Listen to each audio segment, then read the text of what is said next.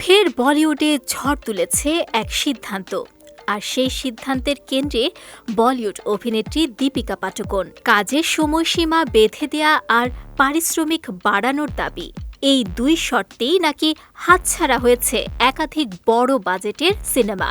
Spirit থেকে বাদ পড়ার পর এবার প্রশ্ন উঠেছে, তবে কি কল্কি সিকুয়েলেও আর দেখা যাবে না দীপিকাকে? ভারতীয় গণমাধ্যম সূত্রে জানা যায়, ৮ ঘণ্টার বেশি কাজ না করার শর্তে একাধিক ছবি থেকে সরে দাঁড়িয়েছেন বলিউড অভিনেত্রী দীপিকা পাডুকোন। এমন খবরেই এখন সরগরম বি টাউন।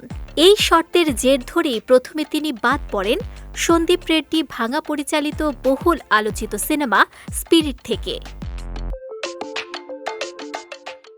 এবার একই পরিস্থিতি তৈরি হয়েছে নাগ অশ্বিন পরিচালিত কল্কি 2898 AD ছবির সিকুয়েল ঘিরেও। প্রথম পর্বে অত্যন্ত গুরুত্বপূর্ণ চরিত্রে অভিনয় করেছিলেন দীপিকা, যাকে ছাড়া সিকুয়েলের কাহিনী কল্পনা করাই কঠিন, এমন মত ছিল অনেক দর্শকের। তবে নতুন গুঞ্জন বলছে, সিকুয়েলে তার জায়গায় দেখা যেতে পারে দক্ষিণের জনপ্রিয় অভিনেত্রী সাই পল্লবীকে। প্রযোজনা সংস্থার ঘনিষ্ঠ সূত্রের দাবি, কাজের ক্ষেত্রে দায়বদ্ধতার অভাব এবং শুটিং সময়সূচি নিয়ে জটিলতার কারণে দীপিকাকে বাদ দেওয়ার সিদ্ধান্ত নেওয়া হয়েছে।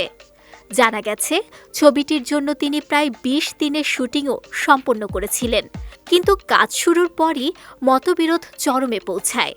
শুরুতে এই চরিত্রে আলিয়া ভাটের নাম শোনা গেলেও বর্তমানে আলোচনার কেন্দ্রবিন্দুতে রয়েছেন সাই পল্লবী।